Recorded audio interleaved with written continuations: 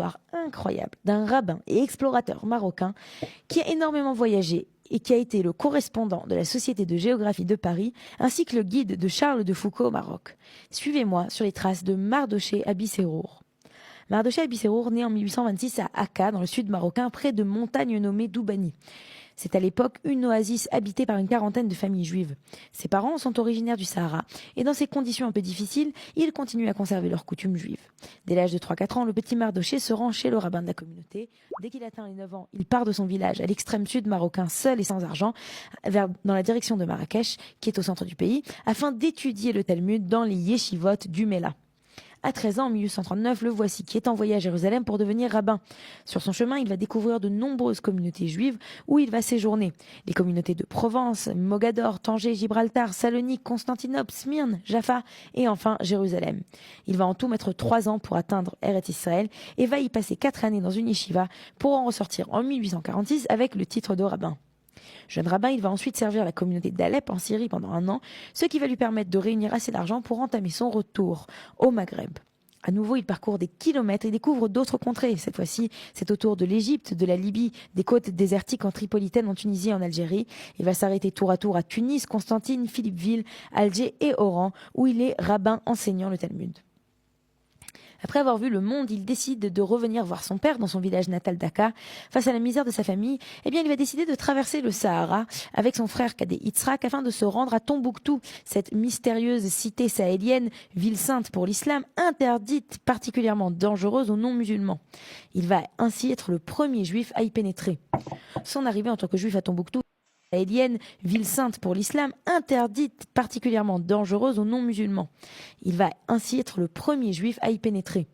Son arrivée en tant que juif à Tombouctou est un scandale public aux yeux des marchands morts, des lettrés de la populace.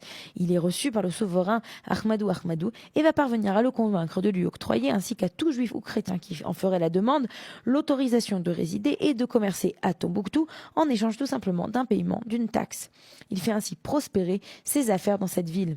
En 1863, sa fortune faite, il rentre au Maroc pour revoir ses proches, donner sa fortune à son père, écouler sa poudre d'or, ses plumes d'autruche et son ivoire, et s'approvisionner jusqu'en Italie de pacotilles et verroteries afin de convaincre sa famille et ses amis de le rejoindre dans le Sahel.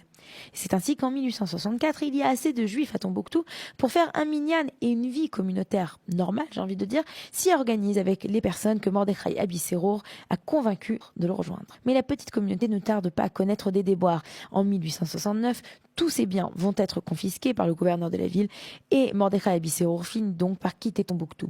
Il déménage alors à Mogador où il rencontre en 1869 le consul français Auguste Baumier. Ce dernier est fasciné depuis 1866 par ce rabbin voyageur qui connaît les mystères de l'Ouest saharien, ce qu'on appelle le pays des Noirs. Cet homme qui a vécu dans une communauté juive, qui a commercé paisiblement à Tombouctou et qui parle l'arabe, le berbère, le peul, le bambara, etc.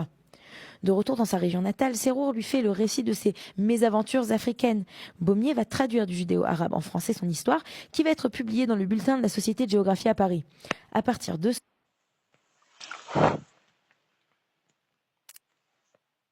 ce moment, Sérour va travailler pour cette société ainsi que d'autres sociétés savantes françaises, parcourant des régions lointaines et collectant flores et minéraux.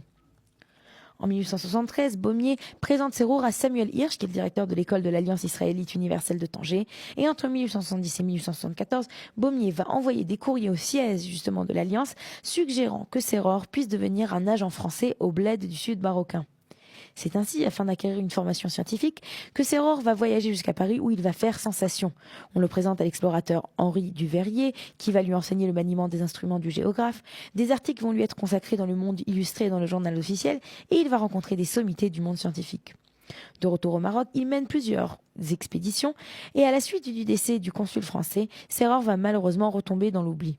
Il part du Maroc pour enseigner le Talmud à Oran en Algérie et il va y mener une existence pauvre ainsi que sa santé va ici dégrader. Et c'est à cette époque qu'il est recommandé à Charles de Foucault, explorateur et géographe. Celui-ci l'engage comme guide afin de partir à la découverte du Maroc, un pays qui est alors interdit aux chrétiens. Mardoché Abissérour s'acquitte de cette mission au péril de sa vie en faisant passer Foucault pour un juif russe. Les deux hommes prétendent être des émissaires de Palestine, collectant des fonds au profit d'écoles rabbiniques de Jérusalem chargées de la formation des rabbins maghrébins.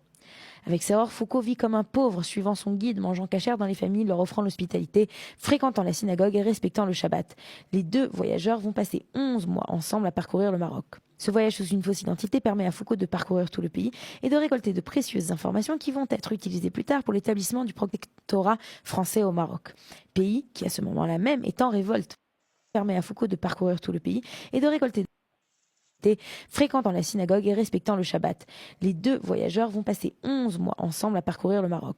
Ce voyage sous une fausse identité permet à Foucault de parcourir tout le pays et de récolter de précieuses informations qui vont être utilisées plus tard pour l'établissement du protectorat français au Maroc. Pays qui, à ce moment-là même, est en révolte. Charles de Foucault ne va pas mentionner le nom d'Abissérour ni même le mot juif dans son récit de voyage qui, lui, va obtenir un grand succès à ses publications en 1888.